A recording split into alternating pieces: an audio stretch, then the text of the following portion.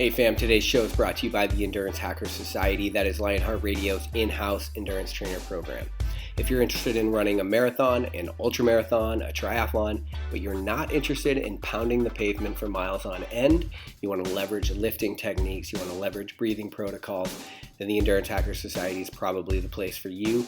Go to louavive.com, click on the Endurance Hackers Society, and check it out. Also, shoot me an email, rick@louavive.com, if you're unsure whether it's a good program for you, and I will certainly point you in the right direction. Without further ado, on to the show.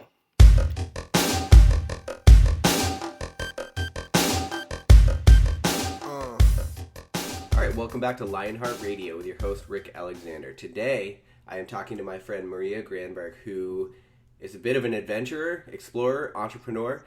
The interesting thing, full disclosure, I met and was introduced to Maria probably almost a year ago now, and in that time we've talked about a lot of big goals in the future. And one of the things that I really enjoy about our conversations is the fact that she really values the idea of thinking big and going big.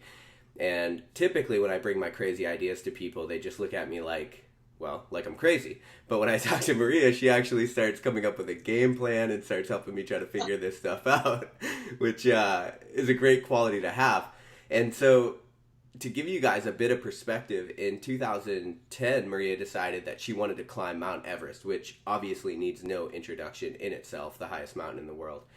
And with no mountaineering experience, just 6 years later, Maria was standing on the summit of Mount Everest. So that tells you, in my opinion, everything you need to know about Maria. So, Maria, thank you for being on the show.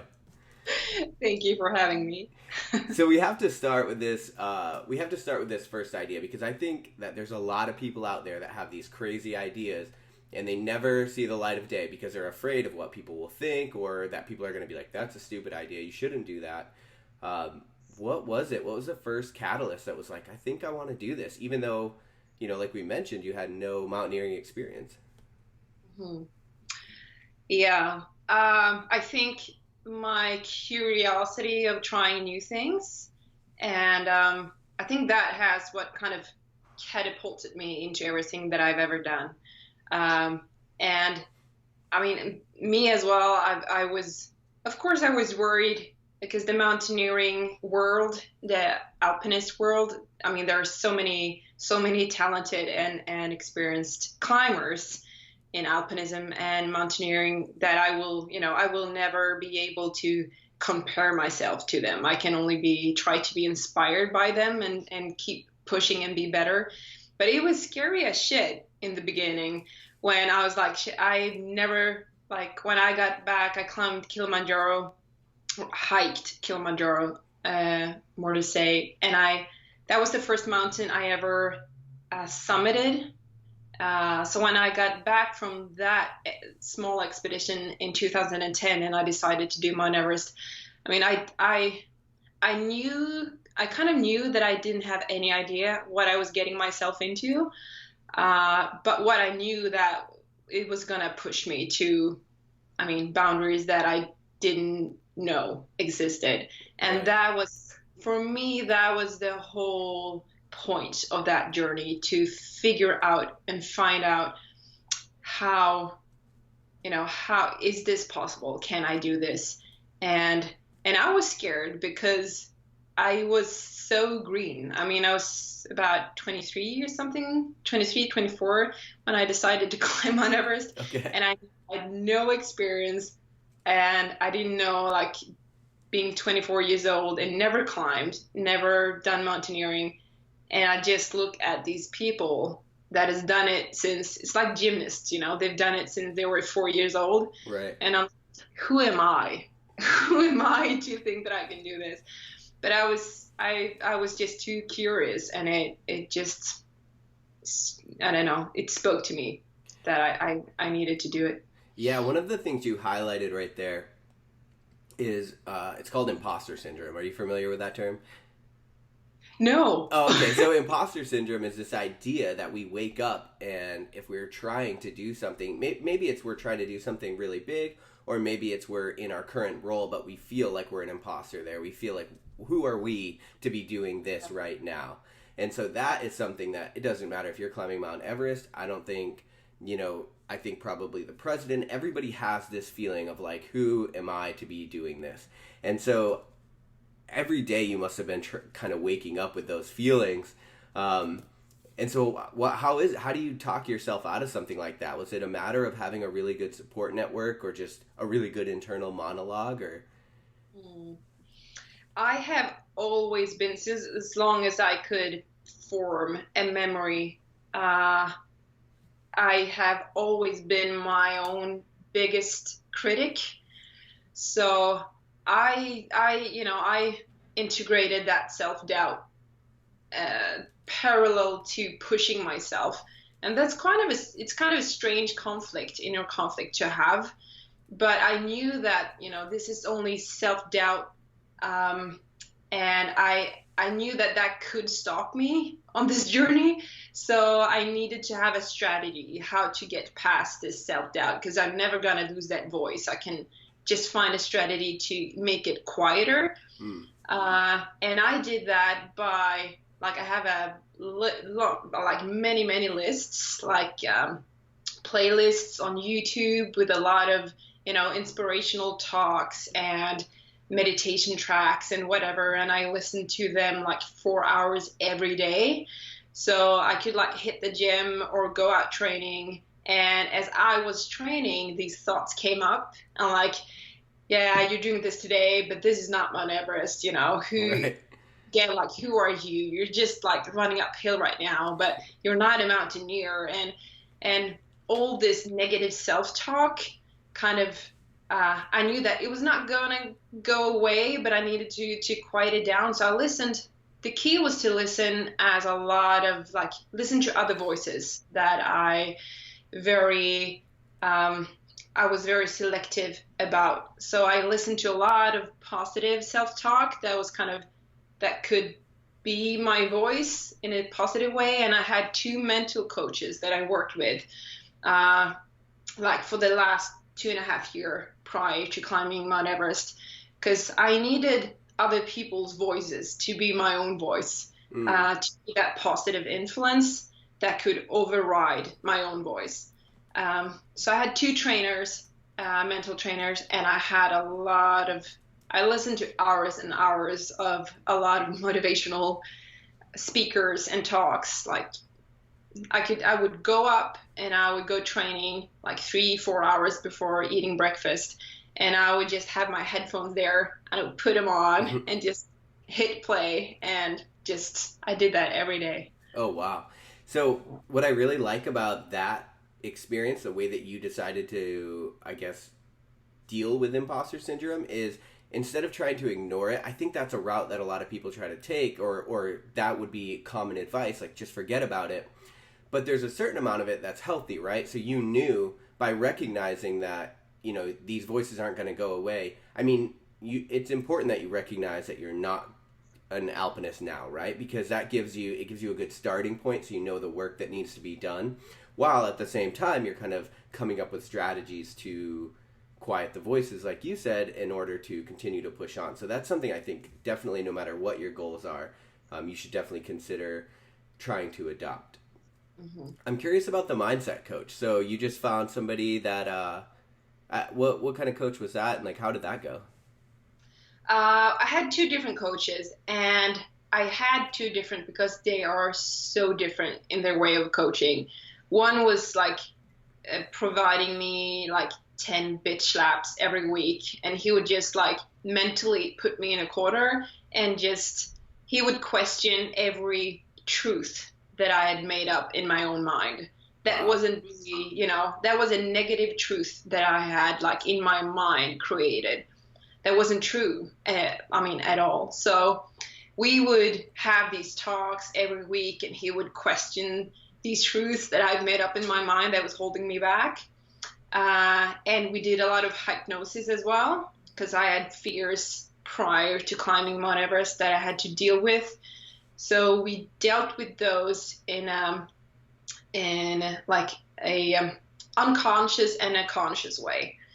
And the other coach, she's more of like very supportive, more a more soft coach, Mm-hmm. very direct but more soft. And so I worked with her with a lot of breathing patterns and also like a lot of meditation with her, focusing on like the heart and the breathing and how I can use that, and also to gain more self-confidence. So we worked with that, and I think through all of that, I recognized that uh, I can't remember who said it, but it was a guy who said, when you change the way you look at things, the things you look at change. Mm. So I had to change how I looked at being completely new at something. Because usually when you're a kid and you start something new, you're excited to learn something new. That's the state you're in quite naturally. But as we grow up, we tend to compare ourselves to other people, that we kind of gain that cognitive uh, capability. So instead of being inspired and being excited about trying something new and learning new stuff, we start comparing ourselves to other people, and that inspiration and excitement kind of gets cast in the shadows. So I try to see myself as a kid again. I'm like, Mm. how awesome is this? I'm 24. I get to learn something brand new. And instead of being ashamed of that and comparing myself to other people that are awesome and really good mountaineers, I try to kind of tap into that excitement and owning the fact that I was new at something and being excited about it. Because, when if you, everything that you start that is new to you, if you go through that journey over and over again, and you're only comfortable and you're only enjoying it when you're really good at it, you're missing the whole journey. You're missing the excitement and you're missing the joy of the whole journey of learning something new.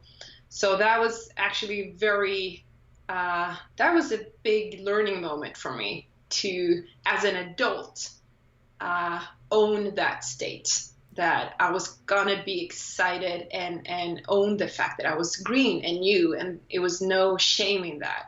I Right. was just, Yeah, excited. that's actually really crazy. So that's something that I don't think people think about at all. Like we always talk about reframing your perspective towards certain things, which is obviously inherently positive and can serve you. What I really like is this idea that um, it's okay to be new because we do such, I think as adults we do such crazy things to not look crazy to other adults, right? Yeah, Like yeah, which in some of those things are ignoring our passions and downplaying certain sides of us that we don't want the public to see or to know about us, right? um, and so I'm curious, since climbing Everest and obviously being successful, have you taken that mindset, and is that something that served you and you've taken with you? yeah, definitely. I think I kind of knew to begin with that it was going to challenge me in every way, in a physical and mental and emotional way, in every level. And I think I was really mentally and physically prepared enough to climb it. But what I've learned afterwards now in retrospect is that I wasn't maybe emotionally ready to do it, in the sense that climbing these big mountains is always a bit traumatic, because we lose 7, 8 climbers every year, and that's a normal thing. So it's quite um, it's quite weird to do something where you know that it's a lot of people dying doing Mm. this. So I think it taught me absolutely to be, it kind of introduced me to live my life in a different way, meaning that I'm really more humble and curious and excited when I learn new stuff today. And because I'm a perfectionist still, trying to enjoy being bad at things.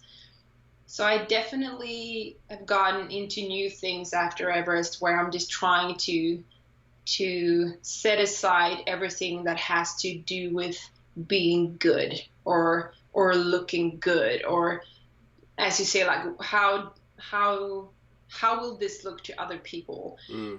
Now I don't really give a shit about that when I try new things. Right. And that's really like a liberation, because who cares when you're 80 or 90 or 30 and you die? Who cares? It's a way of, as long as you're just be good and do good. And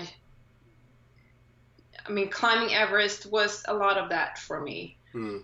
I learned a lot. I think I'm still learning. I mean, in May this year, it's going to be 2 years since I climbed Everest, and I'm still learning things in retrospect, and it's almost 2 years ago. Yeah. Well, That's definitely one thing that I learned. yeah, I bet. So I really like this idea that you're just kind of like looking around and almost introspective about what you see and what's happening to you. And then you have this ability to take what serves you and leave what doesn't. And that is a really beneficial character trait to have, right? If we can talk about like your actual kind of, what were the big obstacles to when you made this decision after Kilimanjaro to climb Everest? We definitely want to get into the training aspect. And then there's the technical proficiency aspect where I think you probably had to like learn how to be a good climber. And then there's also money, right? Like, it's for anybody that doesn't know, I've looked at climbing Everest and it is super expensive. Yeah. So tell me, like, what was your approach when because it's a very overwhelming goal, right? It's very daunting. So how was your approach to start to kind of systematically break this stuff down outside of the mindset piece? Mm. Um, Outside of the mindset piece, I had to become very concrete about my plan. And I had help with that as well, because I needed to start a business, because I knew that I wasn't going to be able to pay for all of this myself, because it cost about maybe $50,000, and I was a student, so that was not great to begin with. Right. So I knew that I need sponsors, and in order to get bigger sponsors, I need to have a company, so that they can actually sponsor me. So I started my company, and through that, I got a really, really good a mentor for starting my own business and all of that. And that helped me to be also very concrete about not only like my business plan, but the whole plan to climb Everest. So for me, I had to kind of set a 5-year goal, and I talked to other people that had climbed Everest, kind of trying to get a sense of, is this enough? Is 5 years enough? And then I started like pinpointing like which expeditions do I need to go to before climbing Everest, because I needed more experience, I needed more knowledge, I needed more skills, and an experience in form of mental and physical experience. So I set up a number of expeditions, and I did that from the aspect of which mountains I needed to go higher, and I needed to go on longer expeditions, and then more technical. So those were kind of the three aspects that I was looking at when I decided the expeditions. And I also the fourth thing was kind of looking for teams, and being very mindful about which teams I was going with. So I was climbing 3 mountains in the Himalayas with a guy named Tim Ripple from Canada, because he had been on Everest and also arranging Everest expeditions for years. So he was kind of like, okay, I will teach you everything that I know in this 1.5 month. So I tried to go with people that was really, really good, way better than I was, and that I was honest with, like, this is my goal, and can you teach me? That is my goal for every expedition. What can you teach me? Because this is what I need to learn. Hmm. So that was that part. And then the kind of tricky part as well was to know, okay, how do I train for this? Because I had no idea. I mean, it was like training for a ghost expedition for 6 years. Because you don't know really if you're ready. You don't know if you're good enough or fit enough, because it's a lot of different factors that come together and will determine if you can make it or not. So, and every person that I asked just gave me the feedback back that, well, it's lungs and legs. And I was like, okay, I'll try that out. But I was for sure it is lungs and legs, and I did a lot of training, a lot of endurance training, but also a lot of strength training, because in high altitude, the mountain eats your muscles more than it eats your body fat. So I tried to gain a lot of muscles so it had something to feed off. Mm. And so I wanted to be light and strong. That was kind of my aim.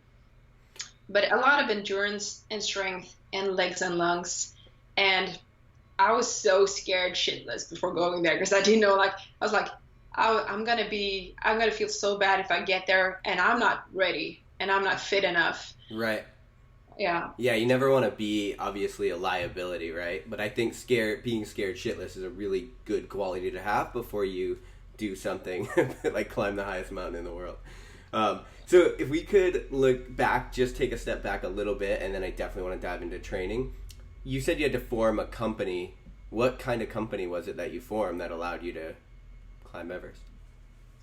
I formed a company just by what do you call it? We have different company structures of company, at least in Sweden. Mm-hmm. So this was just a one man company, or one woman company. And to get sponsors, you need a company for the sponsors to be able to what do you say, like, to keep it in the books. Oh, right. So they have a write-off. So Exactly. they can write that income off or that. Okay, I got you. But what was the company, did you actually have any kind of model for the business? Like, were you trying to speak or get media appearances for the sponsors, or was that just kind of a technical formality? Yeah, it was. First, it was just to get the structure there, so that it was the possibility of getting sponsors. But then, as I was trying to get sponsors, you have to, like, if I were to get 30,000 from a sponsor, you need to write a contract and see, okay, what are you going to gain back that will be in value the equal amount, Right. as I'm getting, and then you send that to to the state here in Sweden. So everything really needs to be everything needs to be written down, and everything is very, it's a lot of work. Yeah, that's a whole formal, like, logistics piece too. Yeah. But I think through doing that and through recognizing that, okay, this is usually what companies want back. They want speaking. They want you to appear at events. They want you to write articles or they want you to give them photographs or some kind of marketing material, videos, stuff like that. So by doing that a lot, and then I started to get a lot of questions if I could appear at speaking events for other companies and stuff like that. So my business it kind of grew by itself. So right now I do a lot of speaking assignments, and I do a lot of workshops and inspirational talks and motivational talks like that. So it's kind of cool how it kind of grew by itself that way. But yeah, it was a kickoff because of the sponsors, because what they wanted in return for Right. sponsors. And you know what? I think that's really cool, and it's worth highlighting too. Is like when you have a big goal and you just start putting things out into the world, putting things into the universe. The universe has a kind of crazy way of reciprocating what you are doing, right? Like, you could get into like more weird, like hippie kind of ideas about that energy, reciprocating energy. But at the end of the day, like, that is something that I think everybody who has been successful in any endeavor would agree with. Once you start putting big things out into the world, you start making opportunities for yourself, and these things start to kind of grow organically and align. At least I've seen that in my own life. How did the community accept you? Like the climbing community, when you're like, hey, I'm Maria, I'm going to climb Everest, and I need to let you know.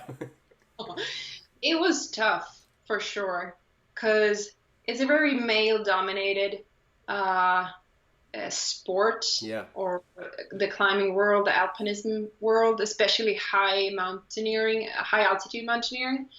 It's not a lot of women doing it.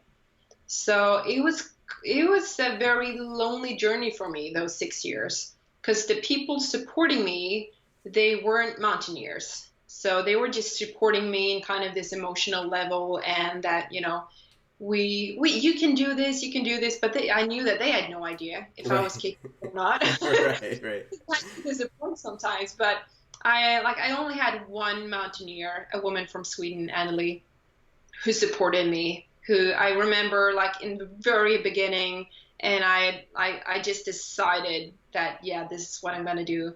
And I looked her up because I was looking up like which people have climbed this mountain that are from Sweden, and she came up as the third woman climbing Everest from Sweden. So I looked her up, her webpage, and I dialed her phone number, and she said, "Hi, I'm Anneli." I'm like, "Hi, Maria. I'm gonna climb Mount Everest. Can you help me?" And she's like, and she was the only person during these 6 years that was like, "That's awesome. Good for Yeah. you. Of course, I'll help you." That's so, and that was the only person during those 6 years. So that was a bit of a downer, and I don't know. I mean, in some way, of course, I understand if someone comes and like, I climbed one mountain in my life and now I'm going to climb Everest, and if you don't know that person, you're like, okay, come back when you have a little bit, meat on your bones. Right. I can recognize the skepticism, but it's also a very sad approach when people when people come to you and they're like, I'm gonna do this, and instead of being defensive and skeptic, just listen to what it can be. So anyway, in the mountaineering world, I didn't have support kind of except from this one mountaineer, and that was for me it was a huge deal because that gave me kind of the last push or kind of recognition that yeah, I can. If she thinks I can. Right. That was an important confirmation for me. But I mean, I did speaking assignments prior to going to Everest as well, and that was really, really hard because I was standing there saying that I was going to do this, and I didn't know if I was going to be able to do it. So that Yeah. was scary. And also that kind of syndrome that you were talking about, like who am I? I haven't even done this yet. And I was Right. saying to people that this is my journey and this is what I'm going to do. So I felt a lot of insecurities doing that. But then again, I felt like, well, what if someone else was doing what I was doing? What would I feel like? Would I be inspired? Would that be meaningful to me? And I landed in, yeah, it would be, I would like the fact that someone would stand there in their big ass dreams Yeah. and being stripped down and vulnerable and naked and brave enough to say, yeah, I'm not a climber to begin with, but I'm going to try and I'm going to turn every rock that I can find to do this in the most humble and best way and safe way as possible. Because I wasn't standing there and saying that I'm a mountaineer and I have loads of experience and I'm gonna do this and it's gonna happen. I didn't know. So it was scary also because I didn't feel like I had any support from the mountaineering world. But I guess that's a part of the journey as well, trusting that you're not doing it because of the credit. You're not doing it because someone else is supporting you or not. You're doing it because you believe in it, Right. and the journey is worth it. So it has a lot to do with how much you can, do that inner kind of adventure and inner journey, and just staying focused on why you're doing it. Yeah. Yeah, you just, on some level, you have to believe in yourself, right? Because as you pointed out, when you go to all these other people, they're not going to a lot of times. And truthfully, like, with myself, I've had to step back sometimes and think about the fact that, like, well, it's not their job to believe in me. And some people will and some people won't. And, you try to stick around the people that will. and then you kind of try to build your tribe with there, and then at the same time, reassuring yourself. Like for me, it was really helpful to think of, or it is helpful in different situations to think about almost like a negative connotation, like, well, I'll show you kind of an idea. Mhm. But at the end of the day, it's not their job. It's not anybody's job to believe in you. So it's super Yeah. important to find the people that do, and then also to have that belief in yourself. And honestly, I think the more you believe in yourself, the more other people will start to believe in you. And with every time, every rung that you climb higher on the ladder, well, then people just start to believe into, you start building momentum toward the life that you really want. So if we look at what you're doing now, it seems like that is almost in line with some of the things you're doing now. So being a woman, getting into the adventure community, and not finding a lot of mentors, it seems like now a lot of the speaking and a lot of the things that you're doing are kind of centered toward helping other people get into that world. Is that correct? Yeah, absolutely. I felt like, and that was also hard for me in the beginning because I felt like, again, like, who am I to, I've been climbing since like 2010. And I'm like, who am I to teach?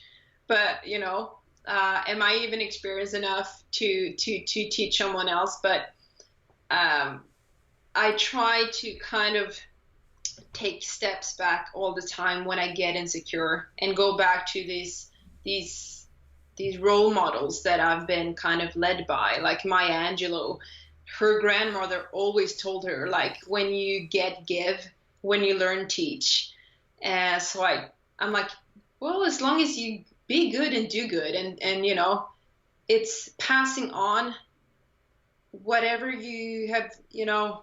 I've learned so much from so many people, and those people that inspired me the most are the people that are really willing to share what they've learned, um, in a humble and inspiring way. And I think that my husband, he's been an international mountain guide for years, and he's been skiing and climbing full time for over 20 years, and he's still super excited to teach other people. So I've let go of that insecurity now, Mm. and right now I'm definitely fueled by, that's what I love about speaking, to share, what I've learned, and with kids or with adults or companies or events. That's what's meaningful when I speak now, because I learned so many things during that journey that I wasn't expecting to learn. And the more I speak and the more feedback I get afterwards, it's just confirming that, holy crap, these lessons that I learned is meaningful to other people as well. Mm. So why not share that? So I definitely also, by not having almost any support through those years, I feel now that this is my chance of giving someone else what I didn't get.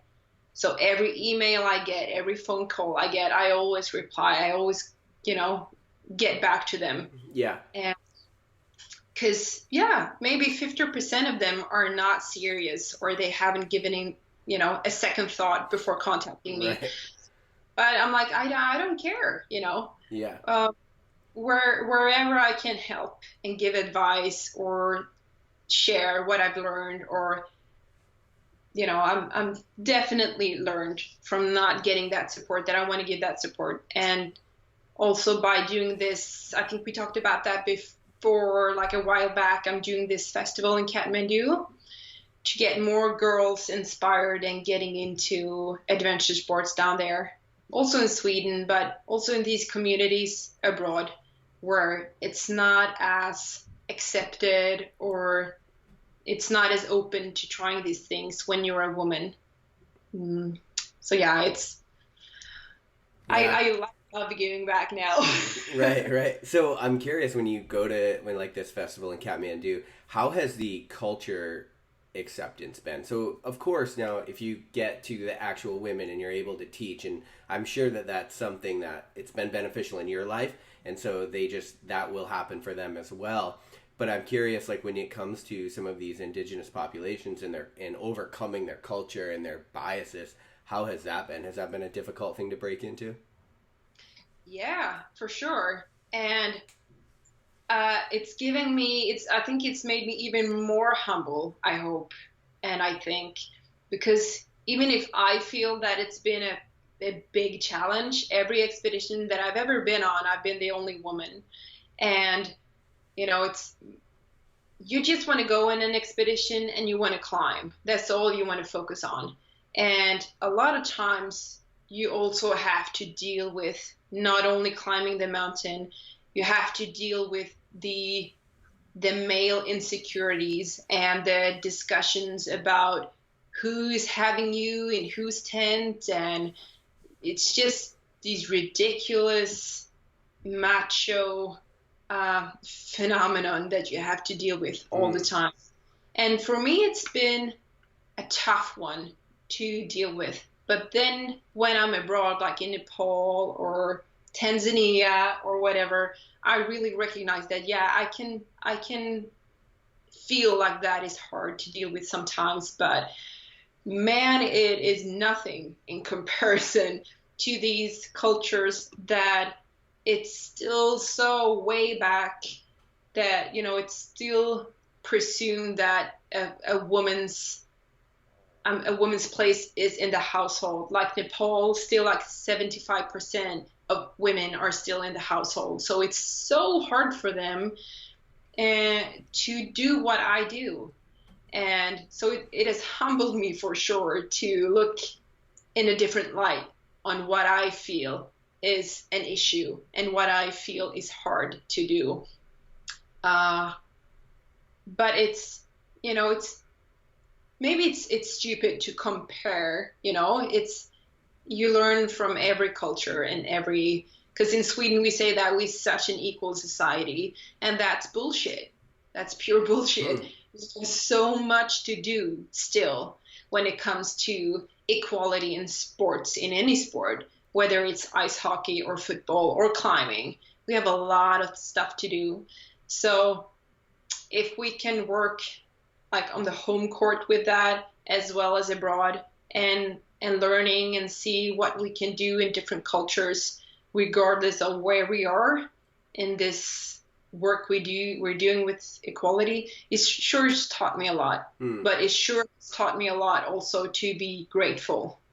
We have a lot of stuff to do, but I have a lot of rights, and I'm so grateful for being in Sweden, and it's giving me a lot of strength to keep working on these equality issues that we have in mountaineering and every sport really. Yeah, and that's something that I think is definitely a worldwide phenomenon. Almost, it's definitely within first world cultures. It's definitely growing this idea that, uh, well, truthfully, like a lot of equality doesn't exist. One of the crazy things that, and this is just a little bit of a side note, but that I saw here in the U.S. is our U.S. Women's soccer team, so football, I believe, in Sweden, is they're amazing, right? They're every year they're in the World Cup. They win that bitch like a few times. Like they're just amazing to watch. And I saw an article about how they're paid so much less than our male soccer team, and that was a mind blowing one to me because I'm like, there is no way the male soccer team brings more revenue or national pride than the women. So I don't understand what's going on here. We should disband the men's. They didn't even make the World Cup. Get rid of them. Anyway, side note, but I was just like, what in the hell is going on here? Yep. But I do think you're seeing it across cultures, across many different countries and many different jobs and disciplines. So it's cool that you're kind of like leading that tip of that spear for some of the underdeveloped countries. If that makes sense. Yeah. And I think I've also learned, like, if you would have asked me like 4 years ago or something, when sponsors and other people were asking me what was unique about my Everest expedition, were you going to climb it on your hands, or are you doing a rapid ascent, or are you doing a new route on the mountain? I was like, I'm doing it because I want to do this for myself. I think climbing Everest is hard enough from where I was standing right there and then. because I wasn't experienced enough to set a new route. And I wasn't after being the most unique expedition. I was trying to learn and be better and reach this goal and learn as much as possible. And for me, that was enough. That was unique enough for me. So as I was trying to stay on that path and holding that focus, I was kind of bombarded with this. Well, what about, you being a female? What about you being a woman? You should really take advantage of that. And that there are so few women climbing and doing high altitude mountaineering. And at that time, I didn't felt comfortable carrying that torch. I don't know if I didn't feel worthy of it, but I was insecure about it, and I didn't feel like I fitted in that position or in that role. But then the more I climbed and the more expedition I was on, and the more I saw and experienced myself these issues of inequality, and I started getting pissed off, like seriously pissed off. I was like, this is not okay. This is not, this is not how it should be. This is fucked up. And then and I think it taught me now the last few years as well. I had to really define for myself what is for me being a, and what is feminism, and what does it mean to be feminine, and what does it mean being a woman? What does that stand for? And I had to figure out who do I want to be as a woman, and what does that mean to me? And as I was kind of learning that and getting that into my puzzle, then I started to get a sense of responsibility. I think as well as you get older, I'm 31 now. I'm 32 this year. You start thinking about kids, and then I was like, what if I have a daughter? And I have an older sister, and she has 2 kids and 1 daughter. And as I started to see these issues of inequality that is negatively affecting something that can be so beautiful and equal and just amazing, and it gets ruined by this macho culture that doesn't have to be there. And then I was just starting to think, like, I have a responsibility for every girl that is growing up now. I have a responsibility and a possibility to make a change. So I started to get more of a sense of responsibility and through that, I started working more on these issues. So now and it was important for me, though, that it came authentically, that I felt a personal connection to wearing that, to hold that torch or to address these issues. Sure. It needs to be authentic. It can't be just a niche or something for you to do an expedition with feminism all over it because it is appealing to a sponsor. Right. So truly important that it's authentic. And now it feels like that. But I'm happy that it took time for me, because if I had taken that because other people told me that it was a good idea a few years back, that I wouldn't have been comfortable in it and I wouldn't have done a good job at it.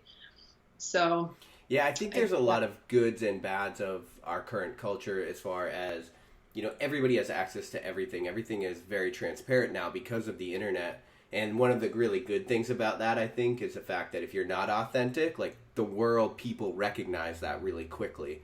But then the opposite, so you talked about not being authentic in order to appeal to sponsors. What I think is cool right now is that the more authentic you are, the more that seems to resonate with people, i.e. get you more sponsors and kind of move you down that path. Yeah. And then the other thing I really enjoy is, like, making a change in this world that you're trying to make a change in.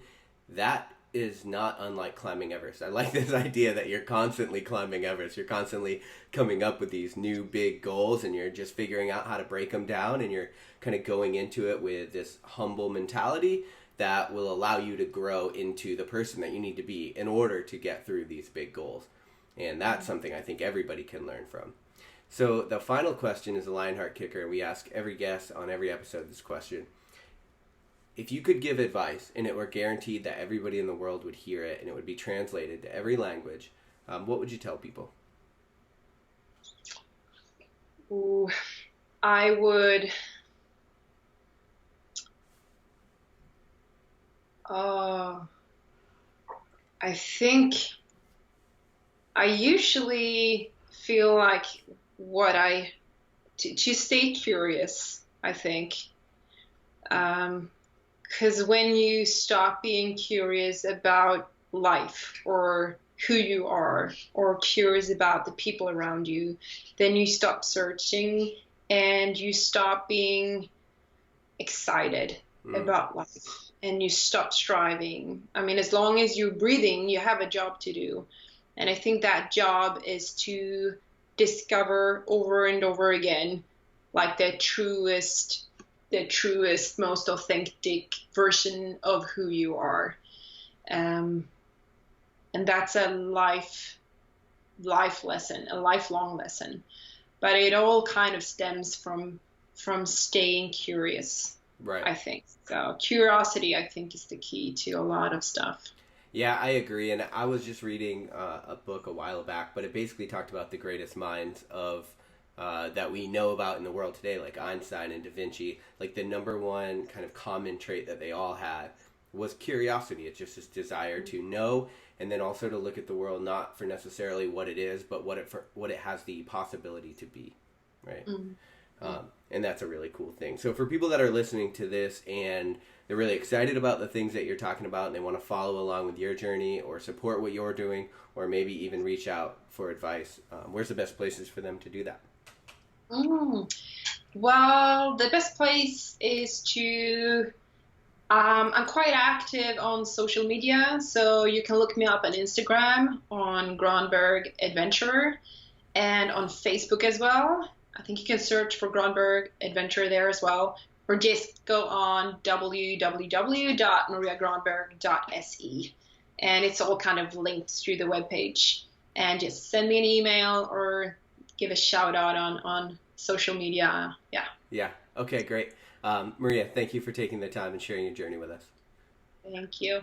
Perfect. Thanks, guys. Thanks for listening to Lionheart Radio. I hope that the information from today's show will make you fitter, happier, and healthier. For the show notes of this episode and every episode, head to www.lionheartrad.io. Yep, just like Lionheart Radio. And please, if you have the time, head over to iTunes and give us a 5-star rating. It really helps us to know that we're on the right track and delivering you reliable information and value. As always, feedback is welcomed. If you have any comments on the show or would like to suggest a guest, send me an email at rick@luavive.com. That's LUAVIVE.com. Thanks for your support, and we will see you next time. Bitch, I feel good. Don't I look stupendous? My shine is so endless, and shit you can do to end this. Even when I'm dead, niggas still gon' bump that chip shit. Coke, white, Escalade on cinches for you dipshits. So you won't forget this. Midwest nigga be the coldest. Cleveland.